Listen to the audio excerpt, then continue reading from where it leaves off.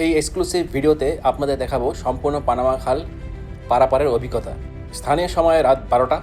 পৃথিবীর সবচাইতে বড় এলপিজি ট্যাঙ্কার জাহাজ পানামা খালের পূর্ব প্রান্তে আটলান্টিক মহাসাগর হতে এখন গার্তুন লকে প্রবেশ করছে। 3টি লক বা বেসিনের সাহায্যে আমরা সমুদ্রপৃষ্ঠ থেকে প্রায় 85 ফিট উপরে চলে যাচ্ছি। স্থানীয় সময় রাত 1টায় রওনা হয়েছিলাম। গাতুন লক পার হয়ে আমরা কিছুক্ষণের ভিতরেই গাতুন লেকে নোঙ্গর করব। আটলান্টিক মহাসাগর প্রান্তে আমাদের 3টি লক পার হতে টোটাল সময় লেগেছে 4 ঘন্টা। এই মুহূর্তে জাহাজ নোঙ্গরখানায় স্থির। আশেপাশে মেঘ, বৃষ্টি, লেকের মিঠা জল, বাতাস সবই চলমান, তাই ভিডিওটি দেখে বিভ্রান্ত হবেন না। কেন বললাম এই কথা? কারণ এটি একটি টাইমলেস ভিডিও, প্রায় 22 ঘন্টার ভিডিও 2 মিনিট 33 সেকেন্ডে কম্প্রেস করা। ভোর হতে সকাল পর্যন্ত প্রচুর বৃষ্টিপাত হলো গাতুন লেকে। এই খালটির দৈর্ঘ্য 50 মাইল বা প্রায় 82 কিলোমিটার। দুপুর হতে বিকাল গড়ানোর সাথে সাথে আকাশ কিছুটা পরিষ্কার হলো। স্থানীয় সময় বিকাল 4টা। এখন আমাদের আবার রওনা হওয়ার পালা। ভিডিওর প্রথমে বলেছি পানামা খালের পূর্ব দিকে আটলান্টিক মহাসাগর।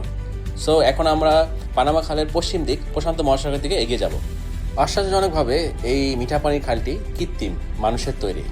1904 সাল থেকে 1914 সাল পর্যন্ত প্রায় 10 বছর সময় ব্যয় করে আমেরিকানরা সফলভাবে এই পানামা ক্যানেলটি তৈরি করতে সক্ষম হয়েছিল।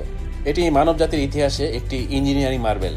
দুপাশে পাহাড়ে এবং সবুজে ঘেরা এই খাল প্রতি বছর প্রায় 13 থেকে 15,000 জাহাজ পানামা ক্যানেল অতিক্রম করে, দৈনিক 35 থেকে 40টি।